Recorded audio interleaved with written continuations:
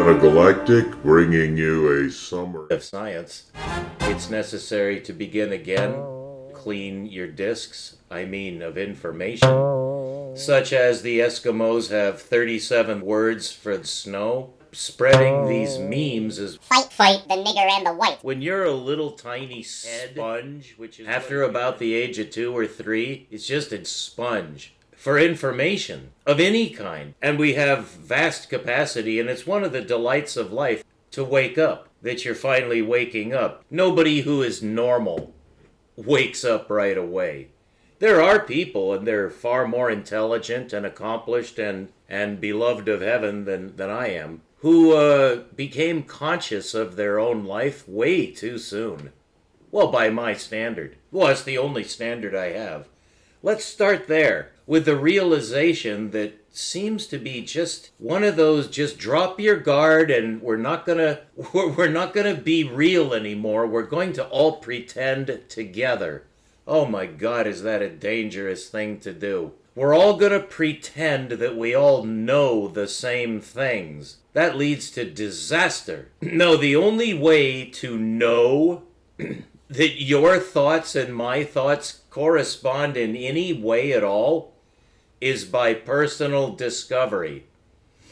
You and I can find out that we have the same thought about anything, that we see the same color green, or we have the same idea of God, just exactly. Just from the beginning, you and I saw God, and, well, it just doesn't happen.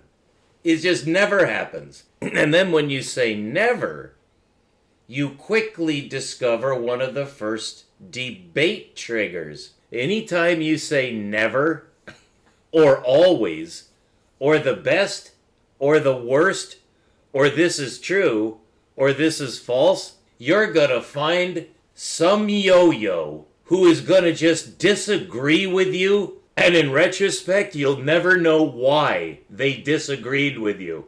And you could say anything. You can say anything about anything. And scientifically, you put it this way. You can assign any property to any virtual, abstract, or real object, physical or otherwise. You can give it any property, any characteristic, compare it with anything else, or say any propositional statement about it. And some asshole will disagree with you and try to make it sound like you just don't know what you're talking about. And this can be anything. Anything. Try it. Oh, it's a great game. In fact, kids love it. Kids basically invented this game. It's like you realize pretty quickly the difference between yin and yang. That the shadow is real. The shadow, Israel, oh, I'm sorry, I mispronounced that. The shadow is real, I shouldn't even say that anymore, because it sounds like Israel. Okay, so let's start there. Let's just go to the bar, go to the forum where all the humans meet. This is really what I was leading up to and what I wanted to say. Humans do not communicate. Humans do not communicate naturally. I wanted to get real with you because that's what happens in science at the end. Science is not science. Science is not what you were taught. Science has nothing to do with what you learn in school. Science is something you have to discover. And then you have to make your own definitions for it. What you'll discover is they told you about 95% the framework is true. It's that last 5% or 3% or whatever tiny percent that makes something truly, truly valuable. It's a fine line. It's a very fine threshold. For instance, astronomy. All of you who know astronomy, that is, you've done astronomy, there are no exceptions. People who have done astronomy by which they mean they've looked through a telescope. Ooh, well, you're Mr. Scientist then. Well, actually, you kind of are, because when you look through that telescope and you see the deep space night sky, I don't care if it's a star, a galaxy, a bubble, a cloud, a blob. I don't care what you see out there, because you know damn well what you see out there can't be fudged. No one can touch it. No one can move the positions in the night. When you look up into the night sky, you have lost all contact with humans. I think this is an underrated aspect of telescopy, but for someone like myself, who did not have a telescope, I had to go find out what astronomy was on my own, for the ridiculous and tragic reason, I don't hold anybody guilty, I'm not pointing the finger at anybody, I'm just stating that our public school system does not at all tell you anything that matters. Nothing that's true. Nothing that's real. Nothing that's valuable. The only thing that a public school is capable of in the United States is teaching you letters and numbers. That's it. There's no wisdom whatsoever. Very little understanding. And then once you're out of school, once you're out of high school or college or university, that's when you begin. And nobody that I have ever seen ever makes any progress. Very few exceptions. Most people, by which I mean men, not referring to women in the slightest degree. I always wanted to say that because it comes up so often. When you say, men, are you leaving us the women? And I'm like, no, but you keep suggesting that I might be doing that I might be leaving out the women, which is absurd. Well, then why do you keep saying men? 'Cause that's how the goddamn fucking public school system taught me to talk.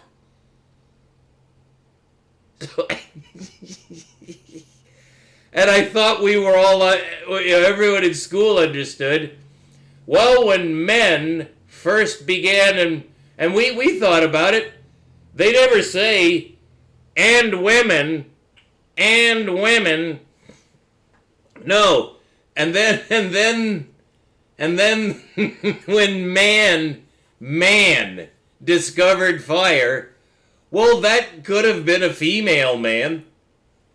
So we reasoned it out. It was like, well, nobody could be so stupid as to leave out 50% of men just because they happen to have twats instead of whatever the big thing is that's not a twat is called.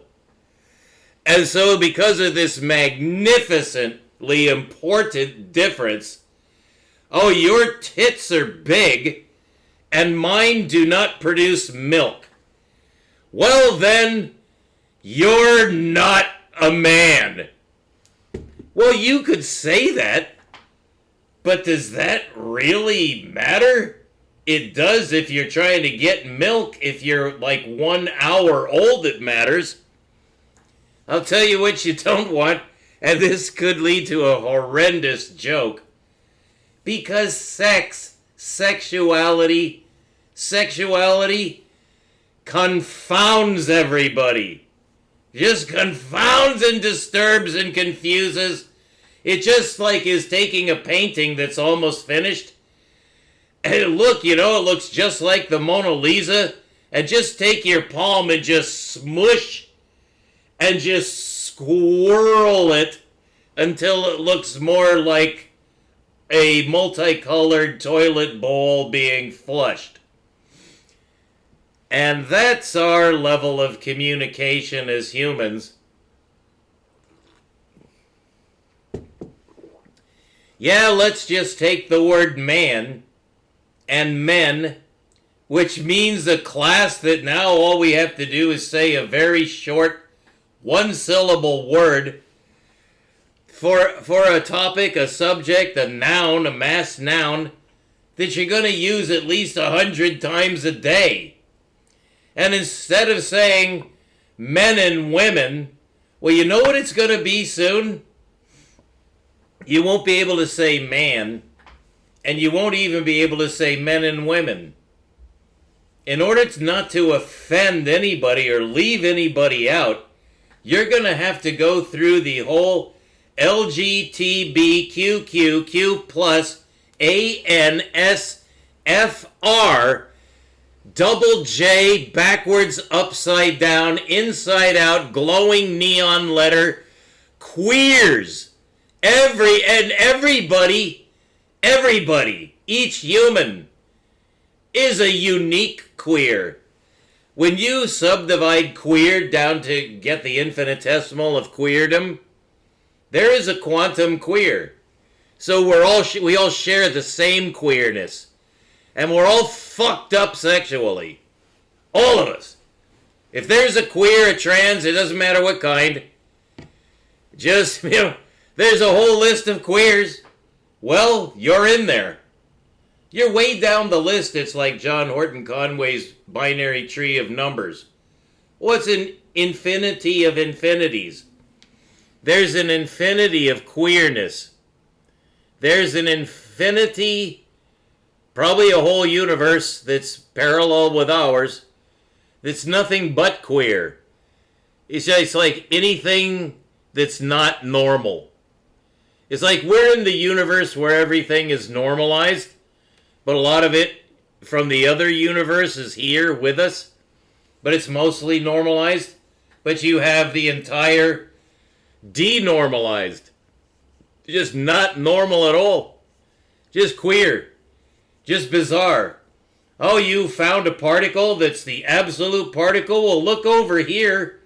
Here's its dwarf, midget, twin, reverse, upside down, inside out, asshole, twisted, bullshit, queer version of that particle. And so for every speech you have to say, ladies and gentlemen, and in between and undecided, and invert and revert, and obvert, and twirligig, and wishes they were the other but is not sure, if both, neither, a mush, a dissection, and a reattachment of the head of one to the body of the other, just a ghostly version, a desperate version, an unhappy version of your mini subdivided quantum selves that are constantly splitting every second into every form of fag, queer, just person who is different. Turn it upside down, turn it inside out, do it backwards, do it wrong. Now there's a religious. That's wrong. Don't do it that way. No, you can't be that way. No. No. The continents continue to drift. You have to keep moving because you're queer. And so, ladies and gentlemen, and queers of all kinds, and that'll be how the president has to give his next address. And you'll have to wear a dress to give the address. The president, actually, he'll be wearing a dress that's pulled up and tied just below his artificially ballooning tits. And he'll have to expose his entire undercarriage because he's pulled up his dress in order to expose himself so that he can turn around, bend over, reach back with his two hands, and begin speaking into the microphone like Jim Carrey. That would be appropriate. But the world is a tragic place, is it not? Nobody listens to reason. If only you made the president wear a dress and be queer, and the minute he stopped being queer, he's shot with a cyanide capsule, I think you'd get a lot fewer contenders for the office and chair of President of the United States. Because the only person who is allowed to be President of the United States has to be more queer. It's undecided. This is what freedom is. Each presidential candidate has to prove that he is more queer than the other candidate. Because the only president that can guide this nation has to be queer. And do you think I'm leaving out the ladies? No, there's Hillary Rodham Clinton.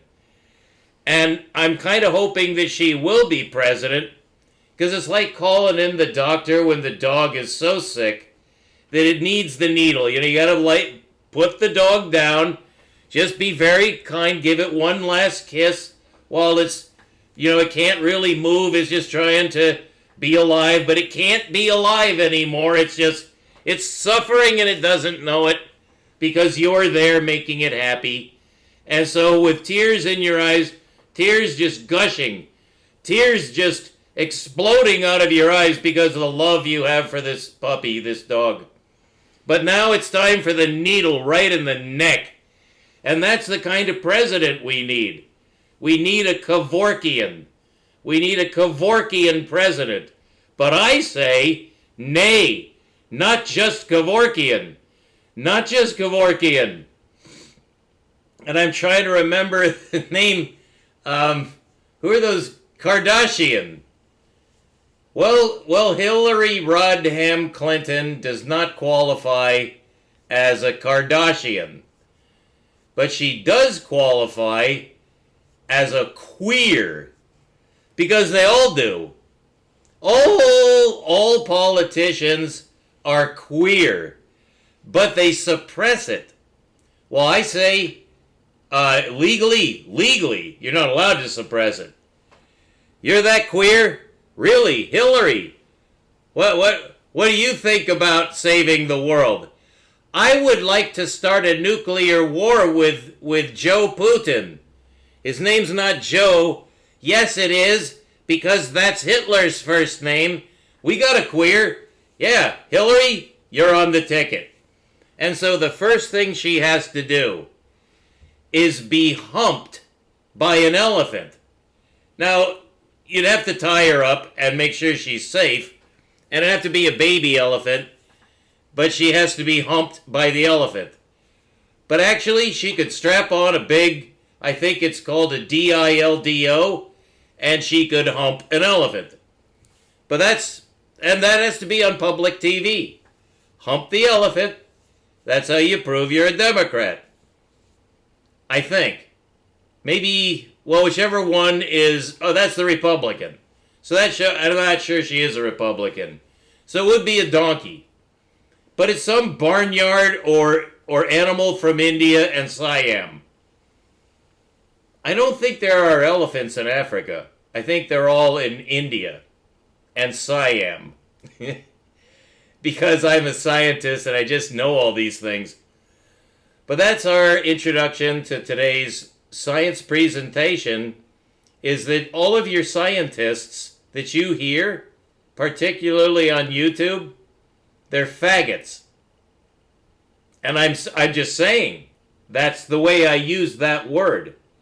If you don't like it, you can move to another country. I'm in America. I've heard the word faggot, nigger, queer, wop, Jew, jizz, chink. I've heard fucking every form of the word nigger, every form of degradation of human beings who are made in the image of God. And as an American, I'm fucking joining in the football game. A little late, but now that I'm here, we're gonna change the rules just a little bit. Change the rules to my rules. All scientists are fairies. They're so queer that they can't bugger each other because they're too fucking clumsy to get their into each other's Go fly to Bangkok! Ass.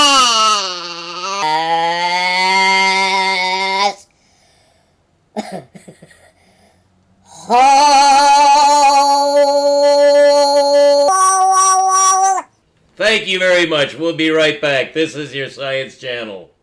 Aren't you